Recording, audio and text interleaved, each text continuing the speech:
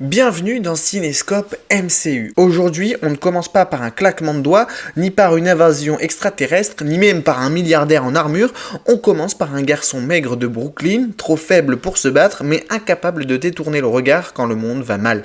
Captain America First Avengers n'est pas seulement un film Marvel, c'est un point zéro, le socle moral historique et symbolique de tout l'univers cinématographique Marvel. Quand le film sort en 2011, le MCU n'est encore qu'une promesse. Iron Man a prouvé que le pari pouvait fonctionner, l'incroyable Hulk a tenté d'élargir le terrain, Thor a ouvert la porte au cosmique, mais Captain America, lui, regarde dans l'autre direction. Il ne va pas vers le futur, il va vers le passé, vers une époque où le mal avait un visage humain, où la guerre n'était pas métaphorique et où l'héroïsme ne se mesurait pas en puissance, mais en courage.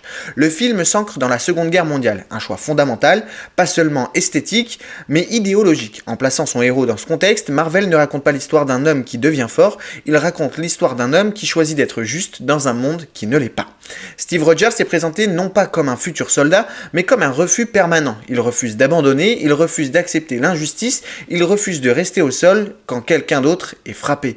Il est trop petit, trop maigre, trop malade, mais moralement, il est déjà Captain America. Et c'est là que First Avenger réussit quelque chose de rare dans le cinéma de super-héros. Il fait comprendre que le sérum n'est pas ce qui crée le héros, il ne fait que révéler ce qui était déjà là.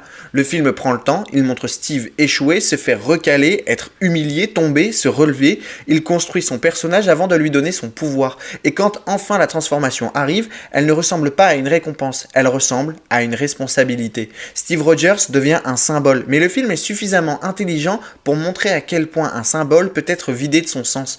On l'enferme dans un costume, on le fait danser, on le fait vendre des obligations de guerre, il devient une image avant d'être un soldat. Et c'est seulement lorsqu'il désobéit, lorsqu'il choisit de risquer sa vie pour sauver des hommes qu'il ne connaît même pas, qu'il devient réellement Captain America. Autour de lui, le film installe des figures essentielles. Peggy Carter n'est jamais reléguée au rôle de décor émotionnel, elle est officier, stratège, combattante, elle croit en Steve avant même qu'il soit transformé, non pas parce qu'il est spécial, mais parce qu'il est bon. Leur relation n'est pas fondée sur l'admiration, mais sur la reconnaissance mutuelle. Ils se voient tels qu'ils sont, pas tels qu'ils pourraient devenir.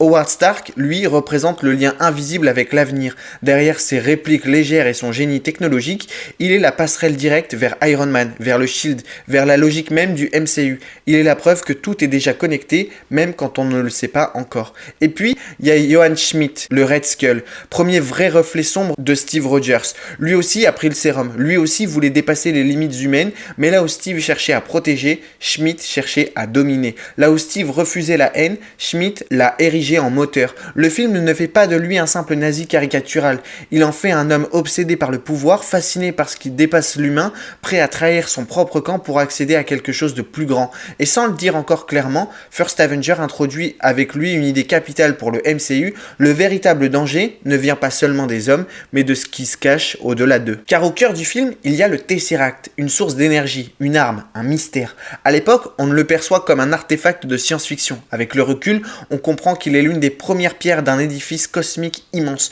Le MCU ne commence pas avec Thanos, il commence ici, dans un laboratoire, dans un cube lumineux, dans l'idée que le monde est plus vaste que ce que l'humanité peut comprendre. Visuellement, First Avenger adopte une identité forte, couleurs désaturées, décors rétro, machines impossibles, esthétique pulp. Le film ne cherche pas le réalisme, il cherche le mythe. Il veut ressembler à une légende de guerre, à une bande dessinée qui aurait pris vie dans les années 40. Cette direction artistique donne au film une personnalité unique dans le MCU, même aujourd'hui, il reste immédiatement reconnaissable. La musique d'Alan Silvestri accompagne cette ambition. Elle n'est pas seulement héroïque, elle est solennelle. Elle donne au personnage une dimension presque tragique, comme si dès le départ quelque chose en lui appartenait déjà au passé. Mais le film n'est pas exempt de défauts. Son rythme peut sembler plus lent que celui des productions Marvel récentes, certaines scènes d'action sont plus classiques, moins inventives, le Red Skull aurait pu être davantage exploré, pourtant ses limites deviennent presque secondaires quand on comprend ce que le film accomplit réellement. Il ne cherche pas à impressionner, il cherche à installer. Car First Avengers est moins un spectacle qu'une fondation. Il explique pourquoi Steve Rogers deviendra le cœur moral des Avengers, pourquoi il sera celui qui ne transige pas, celui qui ne signe pas, celui qui se lève quand les autres doutent, Tout est déjà là, son rapport à l'autorité, son sens du sacrifice, sa difficulté à appartenir à un monde qui avance sans lui. Et ce sacrifice final, cet avion qui s'enfonce dans la glace, ce n'est pas seulement un cliffhanger, c'est un acte fondateur. Steve ne sauve pas seulement des vies, il abandonne la sienne, il devient un homme hors du temps, une légende figée, et en se réveillant dans le futur, il ne devient pas un héros moderne, il devient un anachronisme vivant, un rappel constant de ce que le monde était censé être. C'est pour ça que ce film est la pierre angulaire du MCU, pas parce qu'il est le premier chronologiquement, mais parce qu'il définit ce que signifie être un héros dans cet univers. Pas la puissance, pas la vengeance, pas le spectacle, le choix, toujours le choix.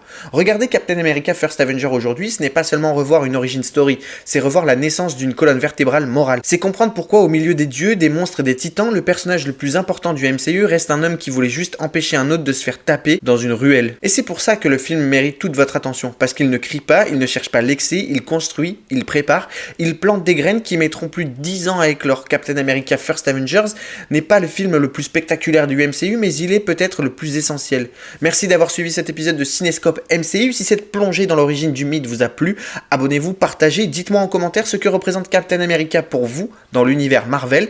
Dans la prochaine vidéo, nous changerons totalement d'époque et d'échelle. On parlera de Captain Marvel, d'une héroïne née dans l'espace, au cœur d'un conflit galactique et dont l'histoire va elle aussi redéfinir notre lecture du MCU. On se retrouve très vite pour un nouveau voyage au cœur de l'univers Marvel.